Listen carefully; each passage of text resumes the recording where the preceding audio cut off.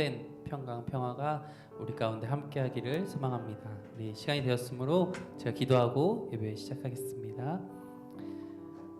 사랑의 주님, 주님의 그 놀라우신 은혜로 말미암아 그 사랑으로 말미암아 우리가 이 자리에 있음을 고백하며 나아갑니다. 아버지 주님, 우리가 이 시간 우리의 입술로 우리의 마음으로 주님 앞에 나아갑니다. 우리가 주님을 찬양하며 또한 고백하며 나아갈 때 우리의 전심으로 주님 찬양하게 하시고 우리의 마음이 온전히 주께 향하게 하여 주시옵소서. 이 시간 주님께서 이 예배를 기뻐 받아 주실 줄 믿사오며 사랑하는 예수님의 이름으로 기도합니다. 아멘. 우리 함께 찬송가 259장 예수 십자가에 흘린 피로써 같이 찬양합니다. 박수 치며 찬양합니다. 예수 십자가에 흘린 피로써 그대는 씻기어 있는가? 더러운 죄 희게 하는 능력을 그대는 참이지 않은가? 예수의 보혈로 그대는 씻기어 있는가? 마음 속에 여러 가지 죄악이 깨끗이 씻기어 있는가? 주 예수와 밤낮으로 늘 함께 그대는 행동을 하는가? 아무 때나 어디서나 그대는 십자가 붙들고 있는가? 예수의 보혈로 그대는 씻기어 있는가? 마음속에 여러 가지 죄악이 깨끗이 씻기어 있는가? 주님 예수 다시 올 때 그대는 영접할 예복이 있는가? 그대 몸은 거룩한 곡 천국에 들어갈 준비가 됐는가? 예수의 보혈로 그대는 씻기어 있는가? 마음속에 여러 가지 죄악이 깨끗이 씻기어 있는가? 모든 죄에 더러워진 예복을 주 앞에 지금 다 벗어서 샘물같이 솟아나는 보혈로 눈보다 너희에 씻으라. 예수의 보혈로 그대는 씻기어 있는가? 마음속에 여러 가지 죄악이 깨끗이 씻기어 예수의 보혈로 예수의 보혈로 그대는 씻기어 있는가? 더러운 죄 여러 가지 죄악을 깨끗이 한 번 더 고백합니다. 예수의 보혈로 예수의 보혈로 그대는 씻기어 있는가? 마음속에 여러 가지 죄악이 깨끗이 씻기어 있는가? 아멘. 우리 다음으로 내가 예수를 못 박았습니다 라는 찬양 같이 고백할 텐데 우리 여기 원래 곡은 예수를 당신을 이렇게 고백하지만 우리는 예수를 주님을로 바꿔서 같이 찬양하겠습니다.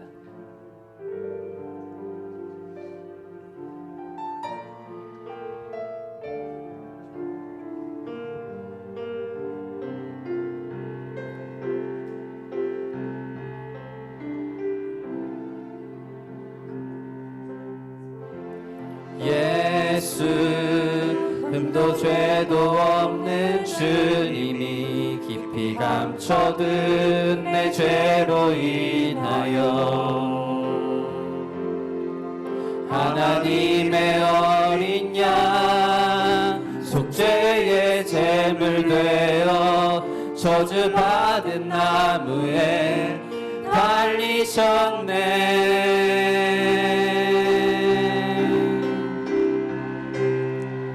내가 예수를 주님을 부인했습니다. 내가 예수를 주님을 못 박았습니다. 주님이 행하신 일 모든 약속을 다 있고 십자가에 예수를 매달았네. 내가 예수를 주님을 부인했습니다. 내가 예수를 주님을 못 박았습니다.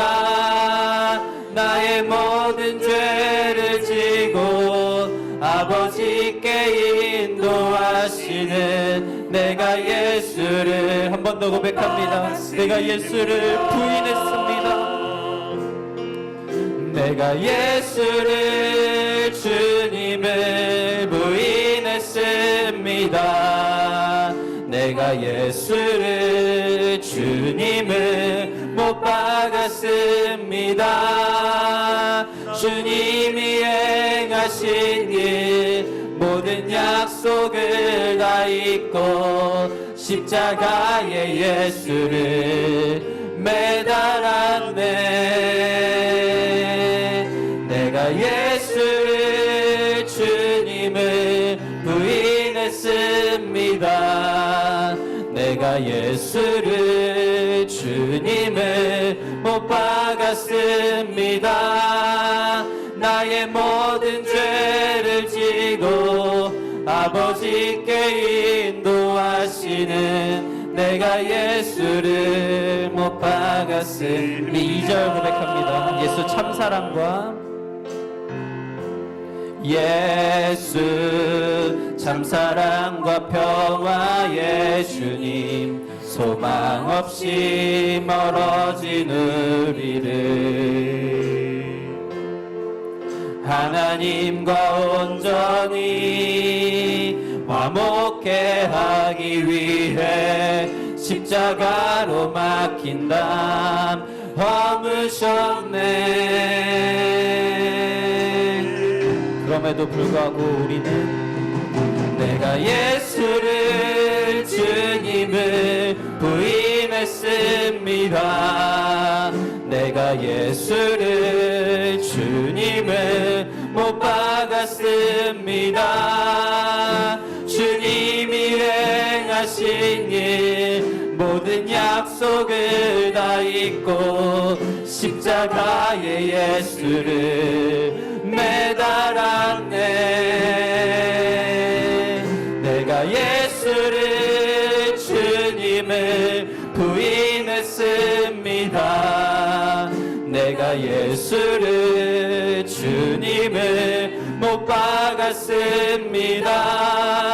나의 모든 죄를 지고 아버지께 인도하시는 내가 예수를 한 번 더 고백합니다. 내가 예수를 부인하고 못 박았습니다.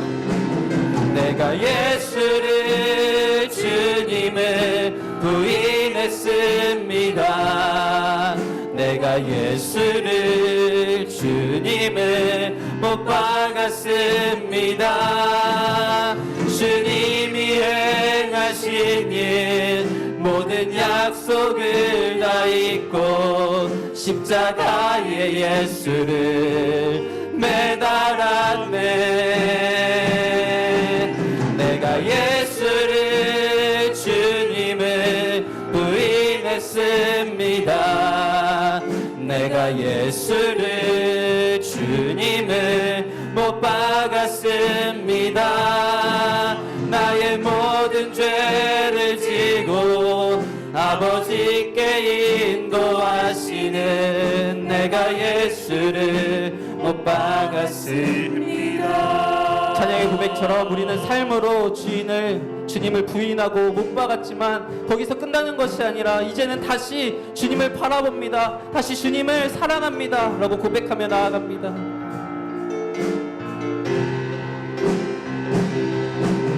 내가 예수를 주님을 다시 바라봅니다. 내가 예수를 주님을 사랑합니다. 주님이 행하신 일 흔들리지 않는 사랑 깨지지 않는 약속 붙들겠네. 아멘. 주님을 바라봅니다. 내가 예수를 주님을 다시 바라봅니다. 내가 예수를 주님을 사랑합니다. 갚을 수 없는 사랑 아버지께 인도하시는 내가 예수를 한 번 더 고백하길 원합니다. 내가 예수를 바라봅니다. 예수를 사랑합니다. 내가 예수를 주님을 다시 바라봅니다. 내가 예수를 주님을 사랑합니다. 주님이 행하신 일 흔들리지 않는 사랑 깨지지 않는 약속 붙들겠네. 내가 예수를 주님을 다시 바라봅니다. 내가 예수를 주님을 사랑합니다. 갚을 수 없는 사랑 아버지께 인도하시는 내가 예수를 사랑합니다. 우리 이 시간 함께 기도하며 나아가길 소망합니다. 우리 찬양의 고백처럼 그리고 설교의 내용처럼 우리는 아버지 주님 계속해서 배반하며 죄를 짓고 계속해서 십자가의 못을 박는 우리의 삶을 살아갑니다. 아버지, 하지만 주님 죄인 되었을 때에 원수 되었을 때에 약속대로 우리를 구원하신 그 놀라우신 주님의 사랑을 바라볼 수 있는 우리가 되게 하여 주시옵소서. 이 시간 우리가 예배할 때 그 놀라우신 은혜를 그 놀라우신 사랑을 바라보며 또한 우리가 주님 사랑합니다 라고 고백하며 나아갈 수 있는 우리 되게 소망합니다. 이 시간 온전히 주님만을 바라봅니다. 이 시간 온전히 주님만을 예배합니다 라고 고백하며 다 같이 주여 한번 부르짖고 기도하며 나아갑니다. 주여,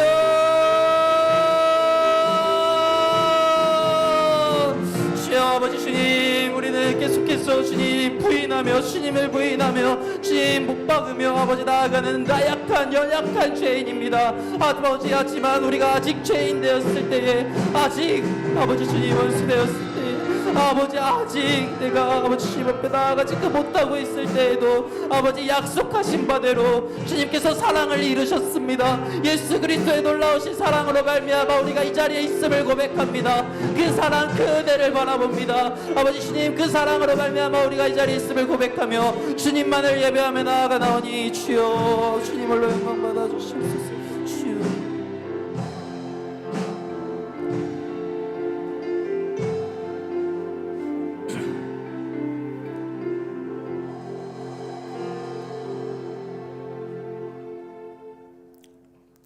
사랑과 은혜가 풍성하신 아버지 하나님, 저에게 때를 따라 돈 은혜를 주시고 은혜의 보좌 앞으로 나와 살롬 예배를 드리게 해주시니 감사합니다.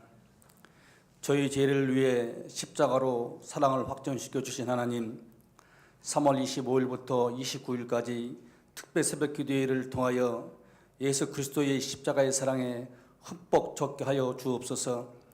오늘 말씀 전하실 목사님께 성령 충만함을 주시고 듣는 저에게도 함께 해주셔서 말씀 들으며 깨닫게 하시고 우리의 삶이 주님과 통행하는 삶이 되게 하옵소서. 성상교회 모든 기관에 함께 해주시고 성상교회에 속한 모든 가정을 평안케 하시고 영령이 연약한 지들을 신방하여 주시사 위로하시고 치료하셔서 주신 은사로 섬길 수 있도록 긍휼과 은혜를 베풀어 주옵소서. 예수님 이름으로 감사드리며 기도드립니다. 아멘.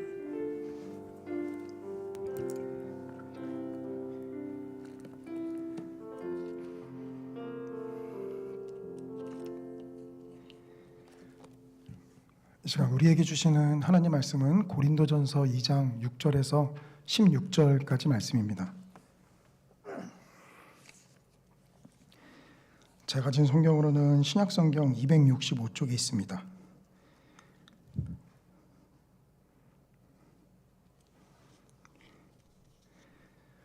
고린도전서 2장 6절에서 16절까지 저와 성도님들이 한 절씩 교독하시고 마지막 한 절은 함께 읽겠습니다. 그러나 우리가 온전한 자들 중에서는 지혜를 말하노니 이는 이 세상의 지혜가 아니요 또 이 세상에서 없어질 통치자들의 지혜도 아니요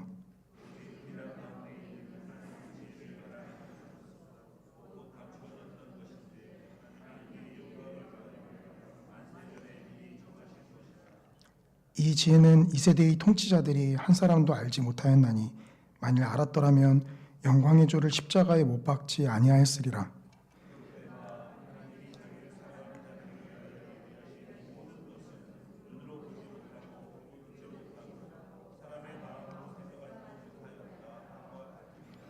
오직 하나님이 성령으로 이것을 우리에게 보이셨으니 성령은 모든 것 곧 하나님의 깊은 것까지도 통달하시느니라.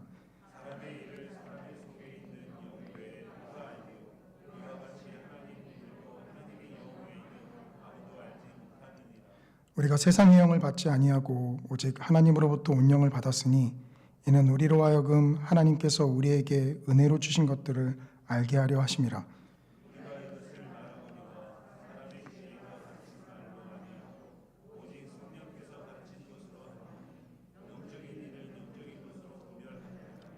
육에 속한 사람은 하나님의 성령의 일들을 받지 아니하나니 이는 그것들이 그에게는 어리석게 보임이요 또 그는 그것들을 알 수도 없나니 그러한 일은 영적으로 분별되기 때문이라.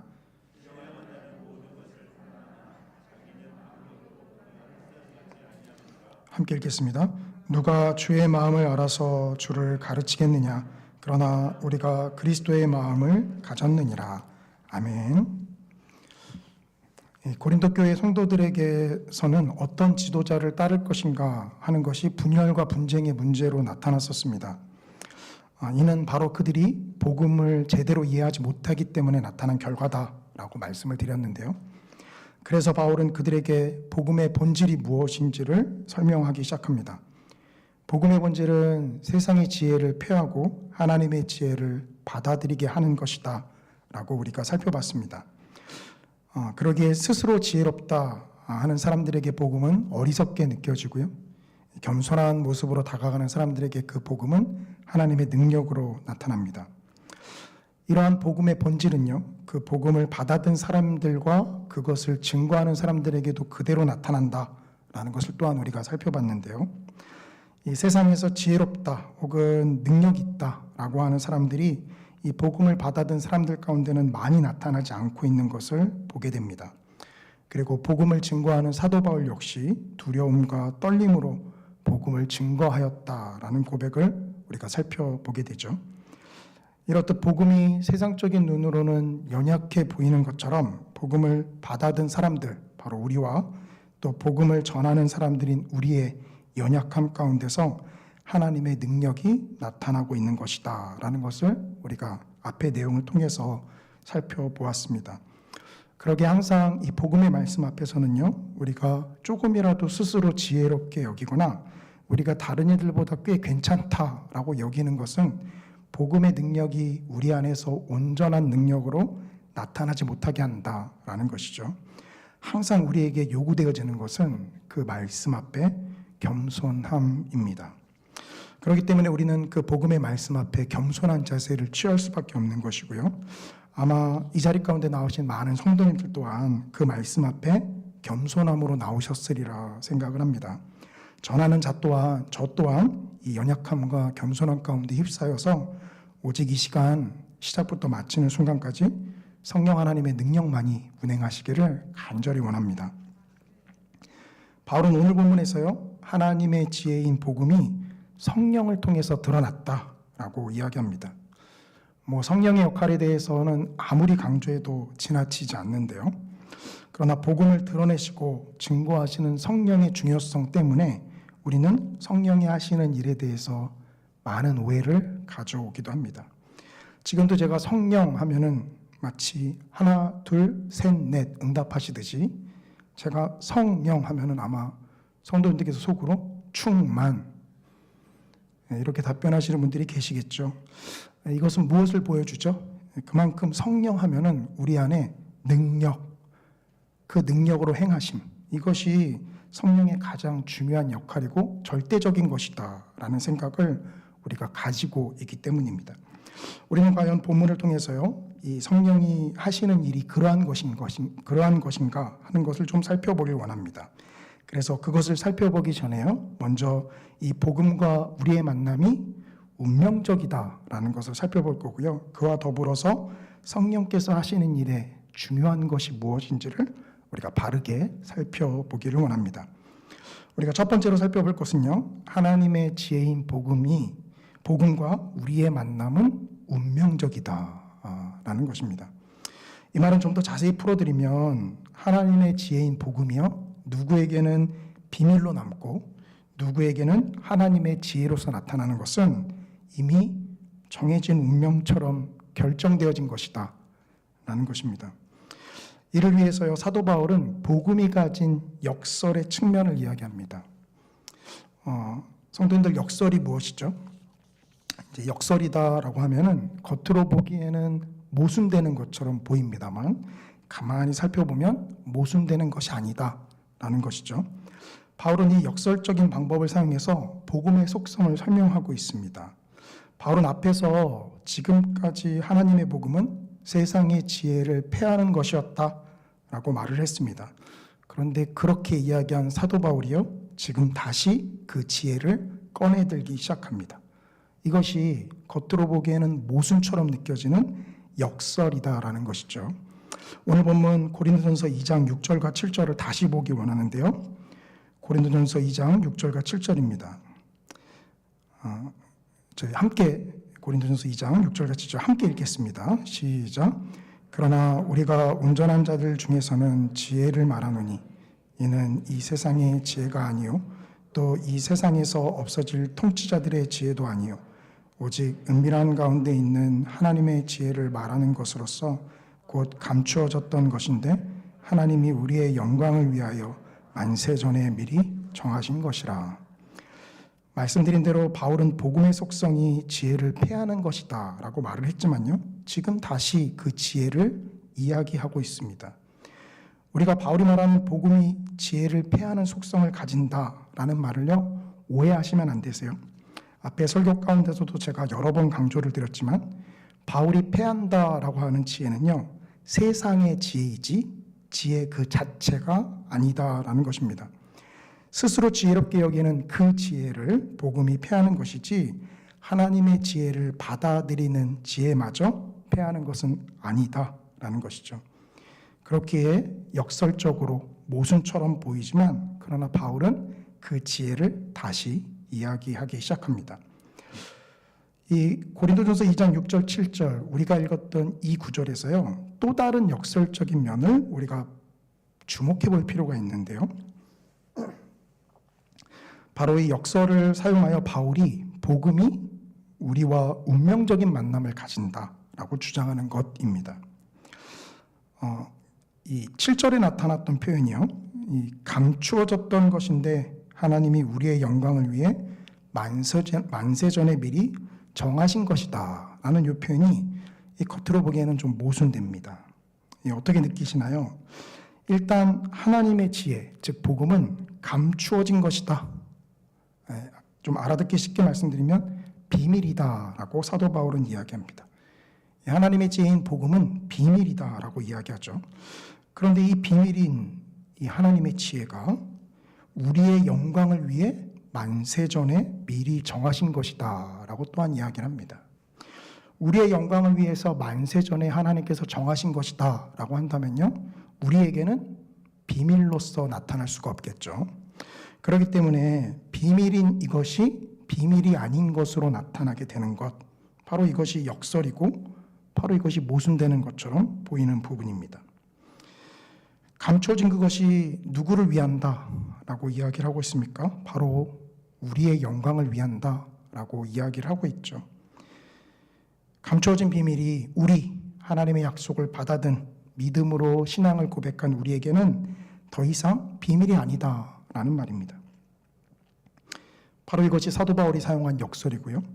예수님도 사역하시면서 이와 동일한 모습을 우리에게 보여주십니다.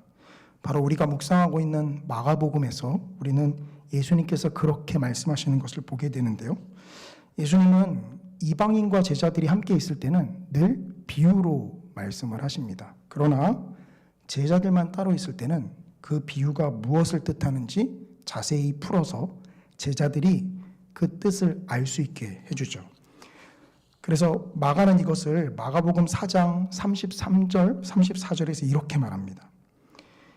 예수께서 이러한 많은 비유로 그들이 알아들을 수 있는 대로 말씀을 가르치시되 비유가 아니면 말씀하지 아니하시고 다만 혼자 계실 때에 그 제자들에게 모든 것을 해석하시더라. 이 많은 사람들과 함께 있을 때는 오직 비유로 말씀을 하고 계십니다. 우리도 마가복음을 읽어서 알지만 예수님께서 비유로만 남겨두셨다라고 한다면요, 아마 그 해석은 읽는 사람에 따라서 제각각으로 나타날 것입니다. 그런데 그 비유를 우리가 제각각 해석하지 못하는 것은 바로 그 비유가 무엇을 뜻하는지 예수님께서 제자들에게 설명하고 계시기 때문이죠. 즉, 온 대중을 향해서는 비유로 말씀하시지만 제자들에게는 그 비유를 풀어서 설명하셔서 제자들에게 그것이 더 이상 비밀이 아니게끔 만드십니다. 물론 비유로만 들었던 이방인들에게는요, 여전히 그 비밀을 듣긴 했지만 그들에게는 여전히 비밀로 남게 되는 것이죠. 그렇기에 하나님의 지혜인 복음은 비밀이지만 하나님이 위하시는 우리에게는 더 이상 비밀이 아닙니다. 우리의 영광을 위하도록 하나님께서 만세 전에 결정하신 것이다. 바로 이것이 하나님의 뜻이죠. 그러므로 하나님의 지혜인 복음과 우리의 만남은 운명적입니다. 왜 운명적이죠? 하나님이 미리 정하신 것이기 때문에 그렇습니다. 세상에서는 운명을 거스를 수 없다라는 말을 자주 합니다. 세상에서 말하는 운명도 거스를 수가 없는데 살아계신 하나님이 정하신 운명을 우리가 거스른다는 것은 감히 상상할 수도 없습니다. 운명적이라는 말이 복음의 바깥쪽에 있는 사람들에게는 아마 이런 불평을 제기할 것입니다. 이미 모든 것이 운명이 결정되어져 있다고? 이런 불공정과 불평등의 하나님이 어디 있느냐? 라고 반문할지 모르겠습니다. 그러나 믿는 우리 입장에서 운명적이라는 말은요, 더할 수 없는 감사와 은혜로 여겨집니다. 운명이니 쉽게 거스르거나 변할 수 없는 것이기 때문입니다. 은혜를 은혜답게 만드는 것, 또 감사를 진정한 감사로 만드는 것은 바로 하나님께서 이 복음의 비밀을 만세전에 우리를 위해서 작정하셨다라는 것이죠. 그러니 우리는 좀 더 나아가서 생각하면요, 운명 공동체입니다. 여기 계신 성도님들 모두 운명 공동체예요. 이 만남이 결코 우연이 아닙니다. 아니, 세상에서 옷깃만 스쳐도 인연이다 라는 말이 있는데요, 한 장소에서 하나님의 말씀을 바라보며 함께 예배를 드렸던 이 시간이 우리에게 얼마나 많이 있습니까? 그러니 우리의 만남을 그저 단순한 만남이다 라고 평가절하할 수 없습니다. 이 복음이 운명적이다라는 말은요, 또한 우리의 불경건한 모습에도 우리의 믿음이 흔들리지 않게 해줍니다. 만약 복음이 운명적이지 않았고 우리가 어떻게 노력을 기울이는지 그 여부에 따라서 우리에게 주어지는 것이라면 여기 있는 그 누구도 이 복음을 받아들이지 못하였을 것입니다. 만약에 받아들였다 하더라도요, 우리의 어떠함을 따라서 결정되어지는 것이라면 지금도 상당히 불안하실 것입니다. 지금 우리가 복음을 누린다고 하여도 이후에 우리의 마음과 자세가 어떻게 바뀔지 모르기 때문이죠. 이 나른한 오후 시간에 이 자리 가운데 앉아 계신 것이 얼마나 졸음을 이기고 앉아 있으신 것인지 잘 압니다. 그러나 이 잠을 자고 일어나면 육신은 편안하지만 마음은 정죄감이 밀려오죠. 아, 내가 하나님의 말씀을 듣지 않고 또 이렇게 깊은 잠에 빠졌구나. 우리의 어떠함을 따라서 우리의 믿음이 결정된다라고 하면은요, 이 불안함 가운데 휩싸일 수밖에 없습니다. 그러나 운명적이란 말은요, 우리의 믿음의 든든한 버팀목이 됩니다. 하나님께서 이것을 운명적으로 정하셨고 만세전에 작정하셨고 오늘날 우리에게 보여주고 계시기 때문이죠. 하루아침에 급작스럽게 조성된 것이 아니라 태초부터 만세전부터 하나님의 작정을 따라서 우리가 이 시간 믿음을 고백하며 하나님 앞에 나아가고 있는 것, 이것은 바로 하나님의 작정이며 하나님의 지혜입니다. 그러기에 복음과 우리의 만남은 바로 이 운명적이다라는 것이죠. 성도님들은 대단한 운명을 타고 태어나셨습니다. 이것이 얼마나 대단한 운명인지 하나님의 말씀을 보면 그 깊이를 더욱더 깊이 우리가 가늠해 볼 수 있죠. 우리가 두 번째로 살펴볼 것은요, 바로 이 하나님의 지혜인 복음을 성령께서 드러내신다라는 것입니다. 이 오늘 설교의 중요한 부분이 바로 이 두 번째 꼭지에 담겨져 있는데요. 오늘 본문 고린도전서 2장 9절부터 10절입니다. 기록된 바 하나님이 자기를 사랑하는 자들을 위하여 예비하신 모든 것은 눈으로 보지 못하고 귀로 듣지 못하고 사람의 마음으로 생각하지도 못하였다함과 같으니라. 오직 하나님이 성령으로 이것을 우리에게 보이셨으니 성령은 모든 것, 곧 하나님의 기쁜 것까지도 통달하시느니라. 하나님의 지혜인 복음은 하나님을 사랑하는 자들에게 운명적이다라고 말씀을 드렸습니다.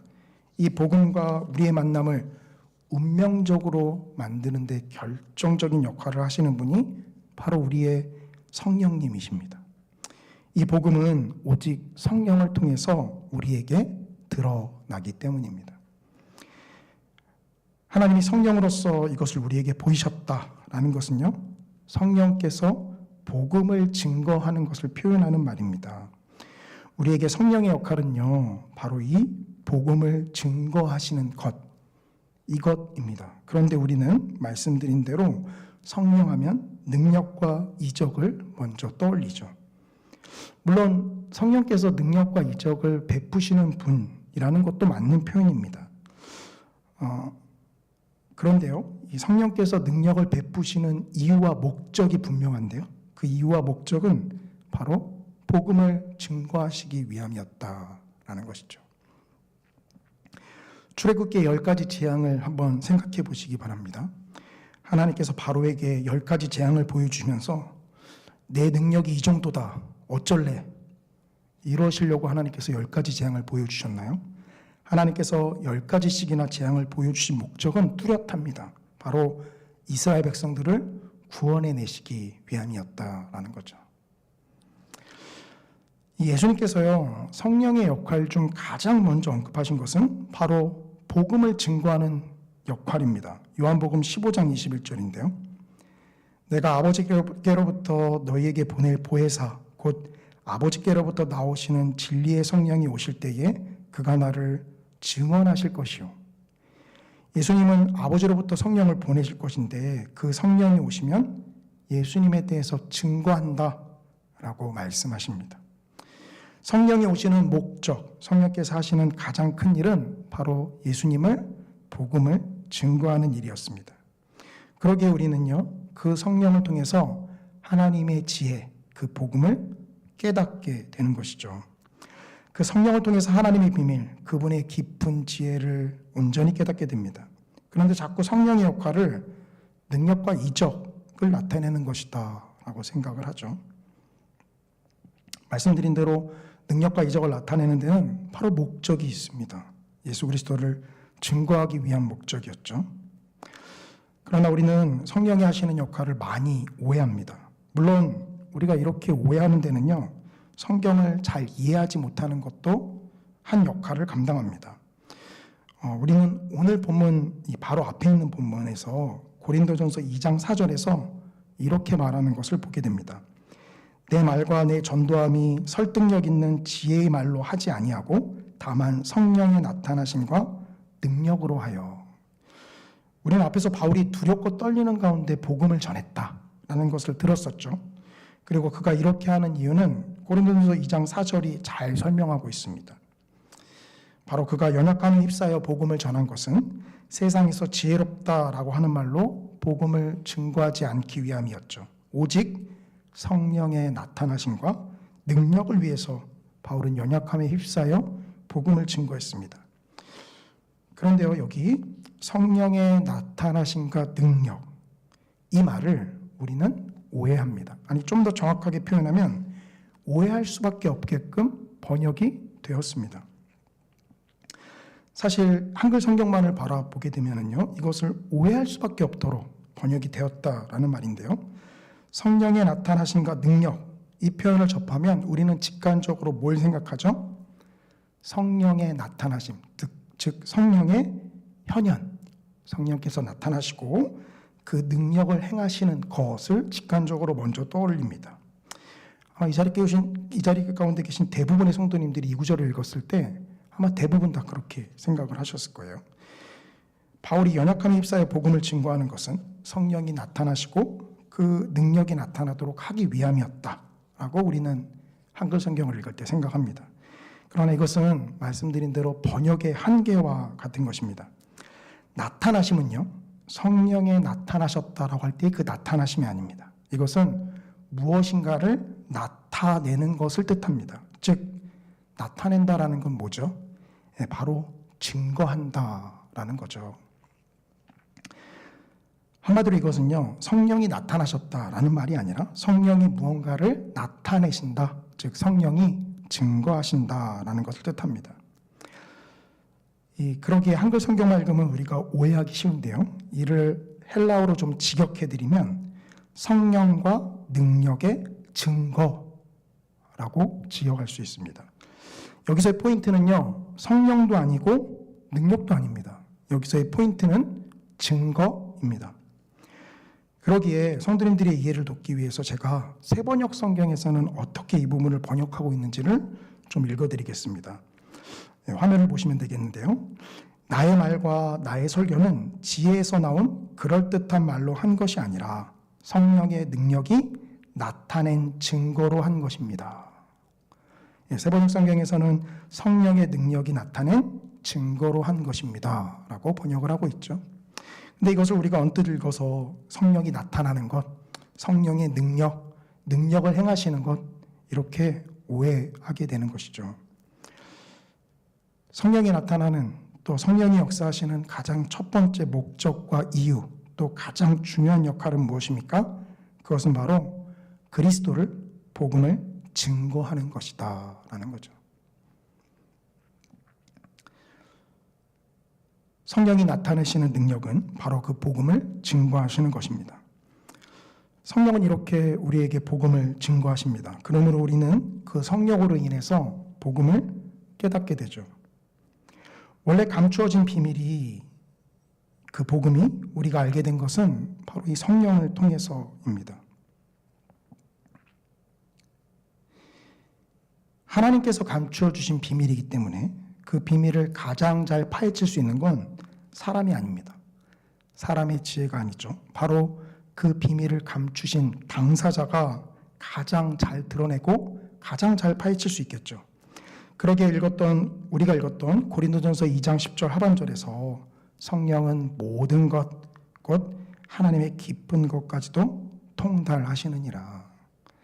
이 말을 좀 마음에 와닿게 바꿔드리면 성령은 하나님의 비밀을 제대로 나타내시느니라 라고 좀 생각해 볼 수 있습니다.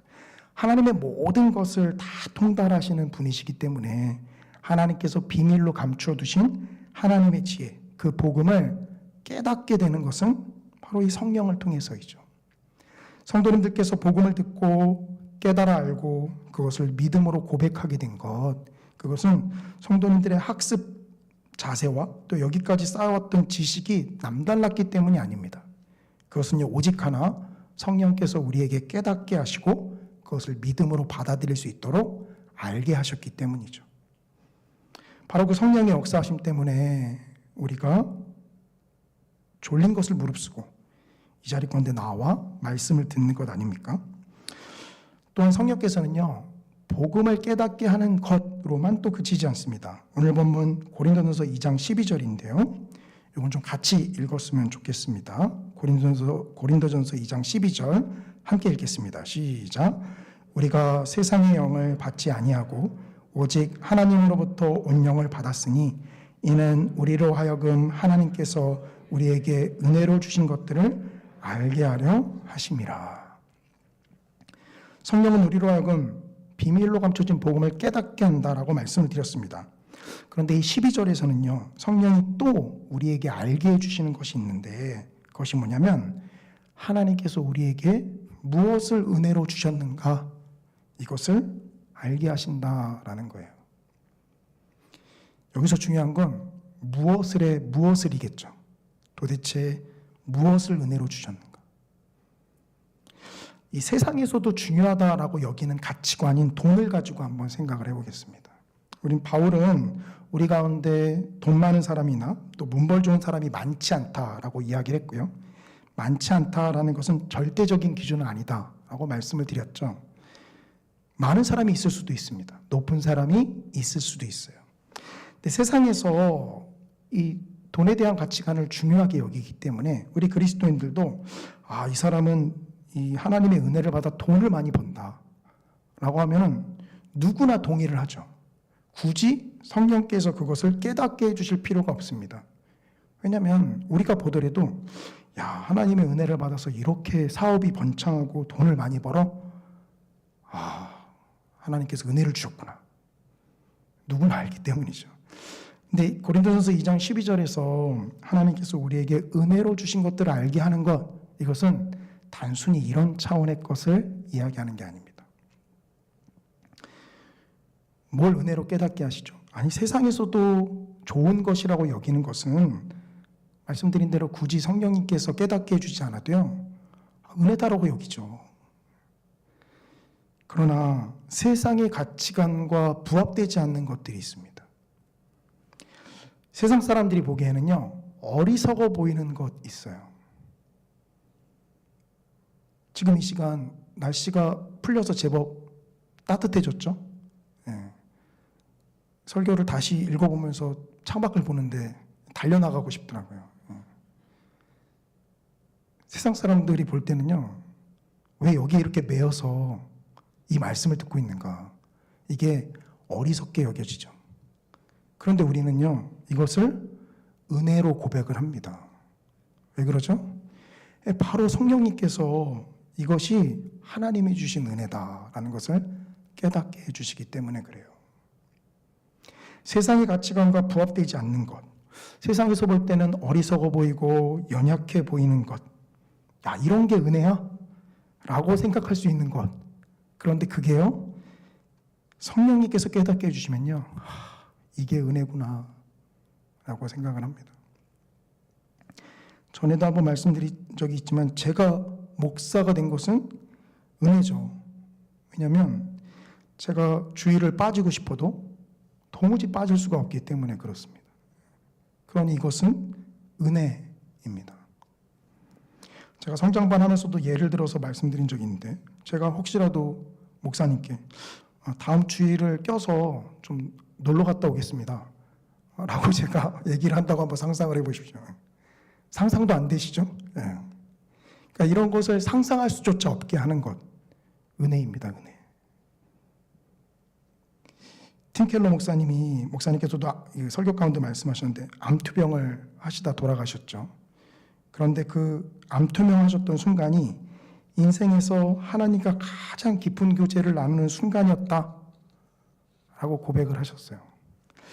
이게 가식이고 거짓 고백이다 라고 혹시 생각을 하십니까? 이 세상에서 볼 때는 이 암이라는 병에 의해서 어떻게 이게 은혜로 여겨질 수 있는가 라는 시각으로 바라보지만, 바로 성령님께서 팀켈러 목사님에게 깨닫게 해주시는 것이죠. 이 순간이 바로 은혜의 순간이다라는 것입니다. 우리는 그 동일한 성령을 받은 자들이고요, 그 성령께서 우리에게도 깨닫게 하시죠.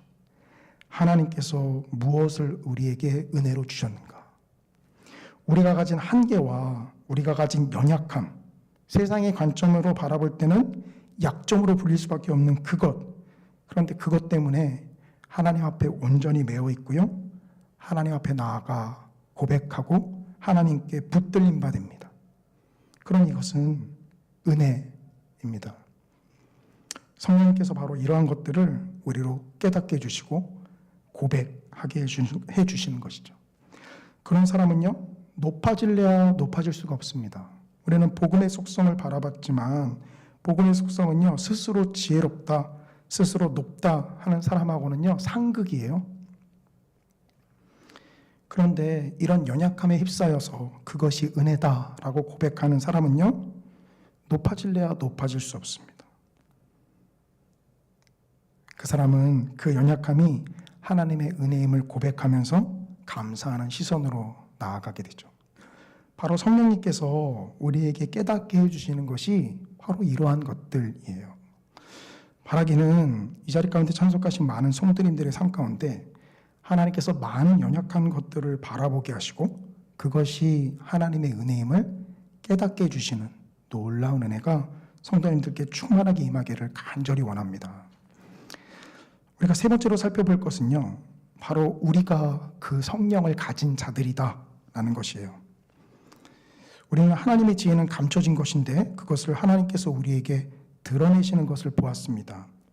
그리고 하나님께서 그렇게 드러내실 때 성령님을 통해서 역사하시는 것을 살펴보았죠. 하나님께서 감추신 비밀을 성령께서 풀어 우리에게 깨닫게 하시는 것입니다. 문제는 이제 그럼 성령을 가진 자가 누구인가 하는 질문을 자꾸만 우리가 던지게 된다라는 것입니다. 특히나 오늘 본문 고린도전서 2장 14절을 보면 그런 질문은 더해지는데요. 고린도전서 2장 14절입니다. 육에 속한 사람은 하나님의 성령의 일들을 받지 아니하나니 이는 그것들이 그에게는 어리석게 보이며 또는 그것들을 알 수도 없나니 그러한 일은 영적으로 분별되기 때문이라. 여기 2장 14절에는요, 극한 대조가 나오는데 바로 육에 속한 사람과 영적인 사람입니다. 그렇기 때문에 이런 본문을 읽으면요, 성령을 누가 받았는가 혹은 성령을 어떻게 받아야 하나 아마 고민하시는 분들이 계실지 모르겠어요. 제가 두 번째 꼭지를 이야기하면서 말씀을 드렸는데 바로 우리가 성령을 받은 자다라는 거죠. 고린도전서 2장 12절 상반절에서는 우리가 세상의 영을 받지 아니하고 오직 하나님으로부터 온 영을 받았으니 라고 표현하면서요, 어떻게 성령을 받았다라는 걸 표현하지 않습니다. 왜 그렇죠? 네, 믿음으로 고백한 자들에게 이미 그 성령이 내주하시기 때문이죠. 그래서 사도 바울은요, 이 고린도전서 편지 3장 16절로 넘어가면 이렇게 말하는데요. 너희는 너희가 하나님의 성전인 것과 하나님의 성령이 너희 안에 계시는 것을 알지 못하느냐. 지금 분쟁과 다툼을 하고 있는 고린도 교회 성도들을 향해서 뭐라고 이야기하는 것이죠? 너희가 하나님의 성전이고 하나님의 성령이 너희 안에 거하신다라고 이야기를 합니다. 에베소서 1장 13절은요, 어떻게 성령을 받는지를 우리에게 분명히 말해줍니다.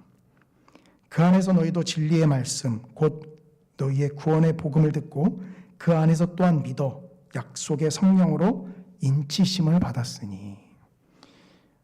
뭐라고 말하죠? 진리의 말씀을 듣고 그 안에서 믿어 약속의 성령으로 인치심을 받았다라고 표현합니다. 세상의 잘못된 가르침을 전하는 자들은요, 이 성령을 받기 위해서 어떻게 해야 된다라는 것들을 아니면 또 다른 단계들을 자꾸만 우리에게 제시하려고 합니다.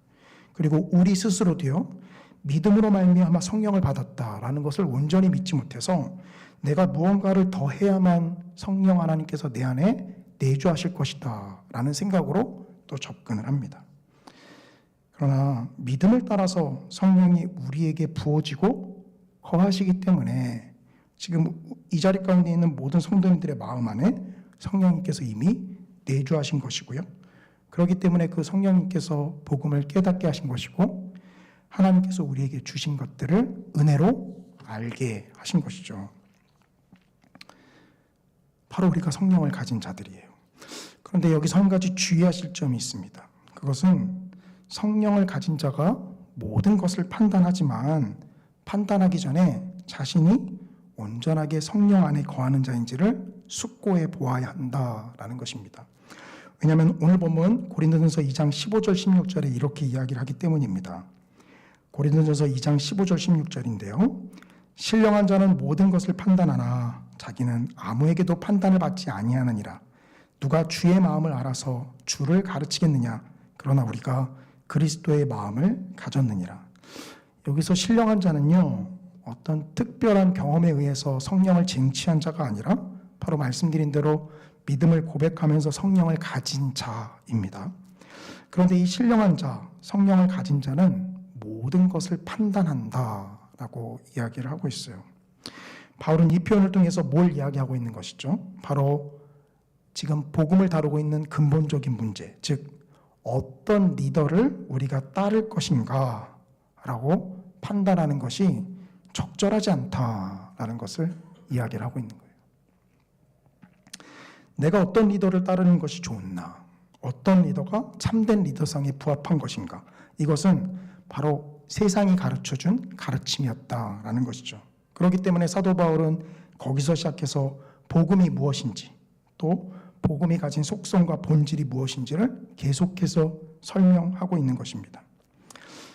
그렇기 때문에 성도들이 만약에 성령을 받았고 모든 것을 판단하는 자라고 한다면요, 이 서로가 서로를 무조건 판단해야 되는가라는 문제에 부딪히겠죠. 성령을 가진 자는 모든 걸 판단하지만 또 성령을 가진 자는 아무에게도 판단을 받지 않는다라는 이 말이 충돌하는 것처럼 보여지기 때문입니다. 말씀드린 대로 이 자리 가운데 계신 성도님들은 성령을 받은 자들이시죠. 그렇기 때문에 이 말씀을 따라서 옆에 있는 성도를 판단하시나요? 물론 판단할 수도 있을 것입니다. 그러나 그 전에 내가 먼저 나 자신이 성령의 시각으로 온전히 바라보고 있는가 하는 것들을 생각해 보셔야 한다라는 것입니다. 성령을 가지지 못한 자가 성령을 가진 자를 판단할 수는 없습니다.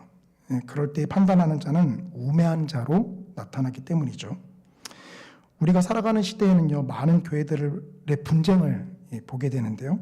그런 분쟁을 없앨 수는 없지만 분쟁이 일어날 때 우리가 이러한 부분을 가장 먼저 신경을 쓴다면 분쟁을 최소화할 수 있지 않을까 생각합니다. 어떤 부분이죠?